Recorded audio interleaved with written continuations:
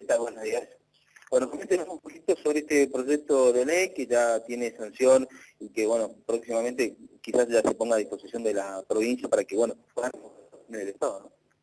Instituye un sistema a través del cual se pueda acordar el pago de estas deudas del Estado provincial emergentes de aquella vieja acordada del Superior Tribunal de Justicia del año 91, que, bueno, en violación a la ley de enganche, dispuso un incremento únicamente para los 5 jueces del Superior Tribunal de Justicia, para el resto del personal, el resto de los jueces de rango inferior o el resto de los funcionarios. Esto originó un viejo juicio que recién termina explotando ahora, lamentablemente, en una situación de transición con un gobernador que está culminando mandato y un gobernador que está asumiendo en pocos días. Entonces, hemos visto en estos días una actitud corporativa del Poder Judicial, embargando cuentas públicas, disponiendo el pago de estos fondos como si se tratara de fondos particulares, violando claramente la Constitución Provincial en su artículo 76, violando la Ley de Emergencia Pública de la provincia del Chaco, violando la inembargabilidad de fondos públicos, que no solo es una legislación provincial nuestra, sino que hay 2 leyes nacionales que establecen esta inembargabilidad de fondos públicos, no solo de las cuentas nacionales, sino también de las cuentas provinciales. Así que esta actitud corporativa que nosotros denunciamos claramente puede tener su, digamos, una instancia de conciliación a través de esta ley, donde nosotros claramente facultamos a la Fiscalía de la Provincia del Chaco y facultamos a la Contaduría General de la provincia para que intervengan conjuntamente y acuerden quitas, acuerden intereses, acuerden forma de pago en cuotas, acuerden todo lo que tiene que ver para realmente poder, en un marco de tranquilidad institucional, y no en el marco en que se está dando en este momento, con 40 millones de pesos que ya se dispusieron los pagos, con 70 millones más que están embargados, hay unas 8 o 9 cuentas públicas que están embargadas, y eso, por supuesto, genera gravedad institucional, porque incluso puede afectarse lo que son pagos corrientes de la provincia, entre ellos nada más y nada menos que el pago de salarios que incluso, digamos, son los propios salarios de los jueces. Entonces, esto que lo generaron 5 personas, esto que lo tenemos que terminar pagando el millón de chaqueños, por lo menos que tenga un mecanismo que sea previsible, y nadie discute la justicia de esa sentencia, porque evidentemente se violó la ley de enganche. Pero está bien que nadie discuta la justicia, pero yo pregunto, cuando el doctor Alcántara habla de actitud corporativa, ¿está mintiendo o está diciendo la verdad? Y nosotros creemos que está diciendo la verdad.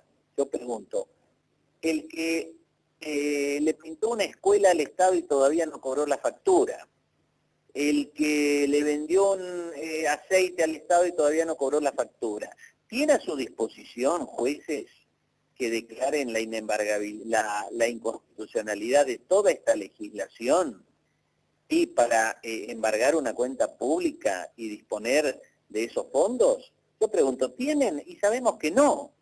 Entonces, cuando se habla de actitud corporativa, el doctor Alcántara está en lo cierto. O sea, se lo llaman corporativo al Poder Judicial, o por supuesto, al Poder Judicial que ha sido el generador de este juicio, porque este juicio siempre, lamentablemente, las cargas de la sociedad van con la clase política, ¿no es cierto? Entonces dice, qué barbaridad a los políticos, mirá lo que hicieron. Bueno, esto lo hicieron los máximos jueces de la provincia, y lo terminamos pagando, lamentablemente, 2.000 millones de pesos, que vale este juicio más o menos, el millón de chaqueños. Pero bueno, hay que hacerlo, y por eso nosotros estamos disponiendo la incorporación al presupuesto provincial de 200 millones de pesos para comenzar en el año 2016 con este pago.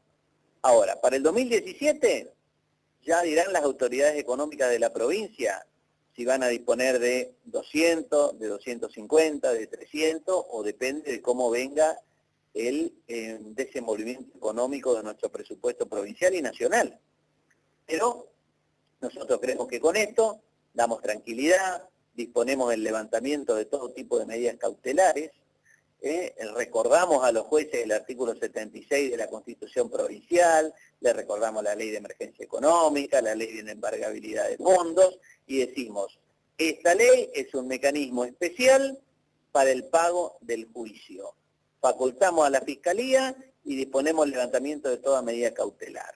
Y, señores, siéntense con la Contaduría, con la Fiscalía de Estado, acuerden términos y en la manera en que por lo menos se van a ir pagando los juicios que estén más adelantados en el procedimiento, porque también hay que tener en cuenta que de todos estos juicios, que son 1.532, concretamente las personas que han hecho el juicio, todos están en un proceso, pero no todos están en el mismo lugar.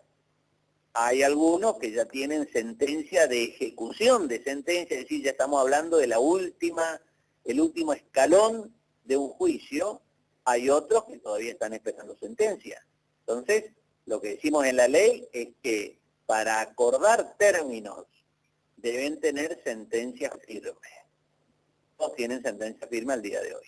Doctor, esto es una cuestión tácitamente monetaria, económica, no hay posibilidad de un acuerdo en lo político, quizás desde el área financiera se puedan acordar con el Poder Judicial, sacando de lado un poco, quizás, como dice usted, algún requemor que haya quedado en el periodo del gobierno de Capitanich y ahora en esta nueva era de tratar de mediar un poco para que de alguna manera el sector judicial pueda holgadamente otorgar una financiación.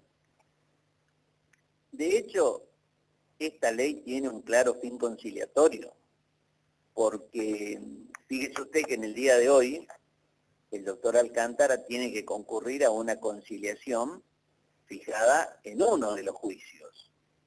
Y por lo menos ahora va a tener una iniciativa parlamentaria que le otorga previsibilidad al acreedor.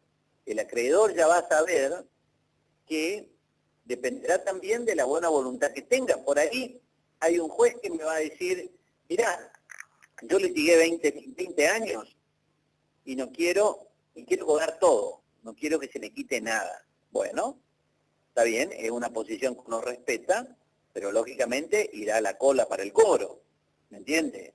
Hay otro que me va a decir, mire, yo con el 50% estoy satisfecho.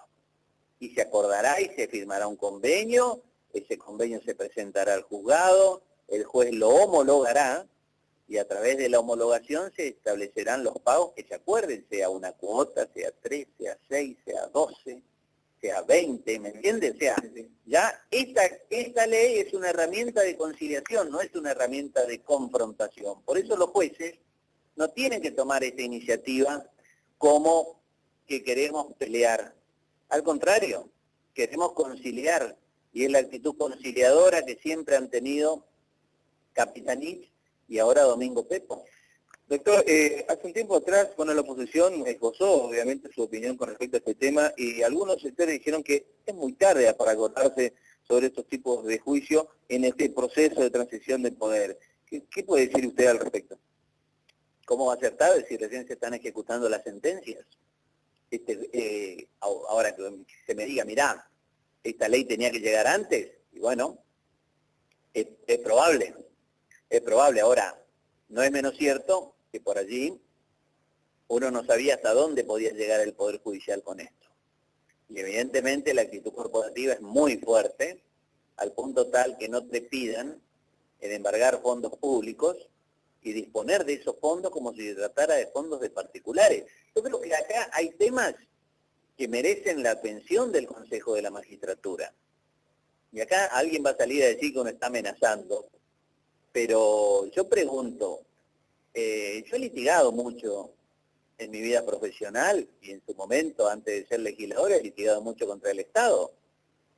Y realmente uno nunca ha tenido jueces dispuestos a embargar fondos públicos. porque es como que hay un límite, pero ese límite incluso es de la Constitución, no es ni siquiera de una ley. Se está en la ley de leyes de provincial, que es la Constitución de la provincia del Chaco. Sin embargo, en este caso, han ido por encima hasta de la propia Constitución para embargar estas cuentas. Yo creo que este es un tema puntual donde claramente me parece que el Consejo de la Magistratura tiene que opinar. O sea, ¿cómo puede ser que se embarguen y se dispongan de fondos públicos, ya reitero, 40 millones de pesos ya no están más en el presupuesto provincial, ya están en los bolsillos de algunos acreedores, ¿no es cierto? Entonces, si no pasa nada, bueno, yo creo que no hay institucionalidad, yo creo que este tema merece realmente una atención especial de parte del Consejo de la Magistratura porque, reitero, han ido por encima de toda la legislación. Y esta ley apunta a conciliar, a decir, bueno, sentémonos, acá hay posibilidad de conciliar, tengo facultades para esto, lo dice la ley, que es la ley que nosotros presentamos. Lógicamente que vamos a ver qué opina la oposición, qué opina, porque como es una ley que fija gastos, nada menos que en 200 millones, requiere de mayoría absoluta dentro de la Cámara. O sea que acá necesitamos 17 votos, los tenemos dentro de nuestro bloque. Pero la verdad que sería un tema que a mí me gustaría que acompañe la oposición. ¿Por qué? Bueno, porque es un tema que nos atañe a todos. Sin embargo, la cuenta pública es un tema que nos atañe absolutamente a todos.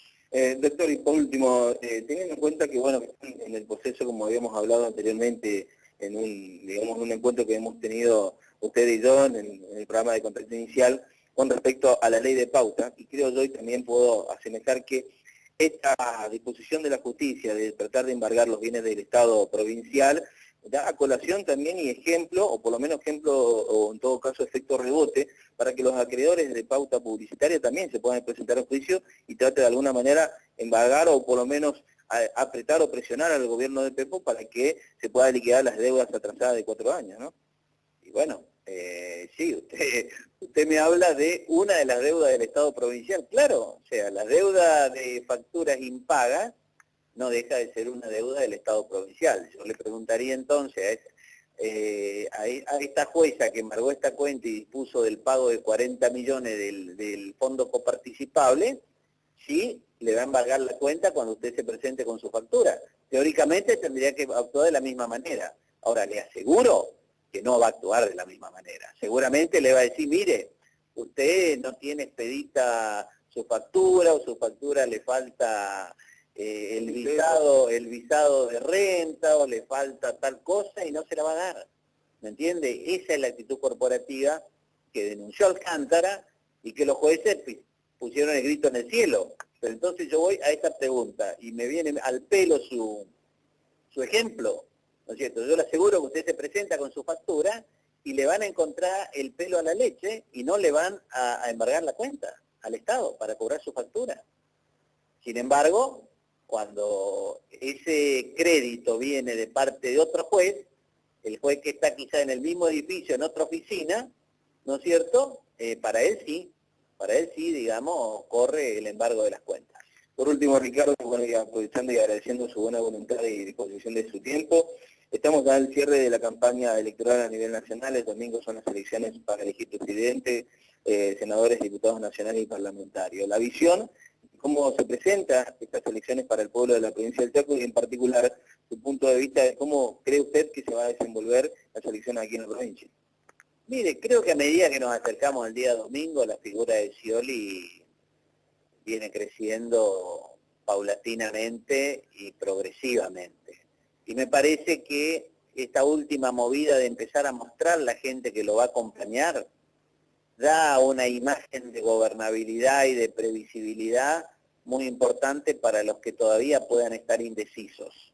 Por eso me parece muy bien que Daniel Scioli presente su gabinete, presente la gente que lo va a acompañar. Día a día estamos conociendo de funcionarios a los que han sido o ratificados en su cargo o presentados como nuevos funcionarios. Y sumado a todo ello, yo le diría como chaqueño que es el único candidato presidencial que ha comprometido formalmente su apoyo al Chaco a través de aquel acta de acuerdo que firmara con nuestro gobernador electo Domingo Pepo.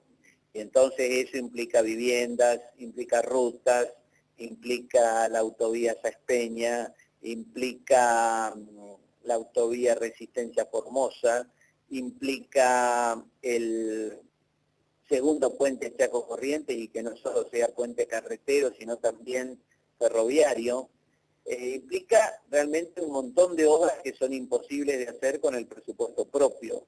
Entonces hay una mirada inclusiva, una mirada al interior en Daniel Scioli, que nunca se la vamos a poder pedir a la fórmula de la capital federal, como digo yo, que es Mauricio Macri. Y más aún con un Mauricio Macri que ahora está desesperado por mostrarse como peronista. O sea, cuando en realidad él tiene políticas y formas de pensar que son absolutamente lo contrario del peronismo. Pero bueno, yo creo que incluso toda esa desesperación de hacer un monumento a Perón y sacarse la foto ahí, sacarse la foto con Moyano, sacarse la foto con el Momo Venegas, que digamos representa quizá lo peor del sindicalismo argentino. Bueno, todo eso creo que en lugar de sumarle puntos, claramente lo muestra como un panqueque, ¿no es cierto? Y eso le va a restar en lugar de sumarle. Así que yo no tengo duda de que Daniel Scioli va a triunfar en primera vuelta, y esto le va a dar mucha tranquilidad también a la Argentina en estos meses que vienen. Ricardo, nos despedimos de este móvil sin antes dejarle una pregunta en suspenso. Hablamos después, si quiere, el martes o el miércoles, sobre la presidencia de la Cámara. Hablamos después, sí, usted sabe que Domingo Pepo y Jorge Capitanich también han dicho que es un tema a discutir a posteriori. Me parece que el martes un poco temprano, ¿me entiende? Pero yo calculo que debe haber diálogos internos que ya están definiendo, ¿no? Se va a empezar a hablar, sí señor, se va a empezar a hablar porque es un tema.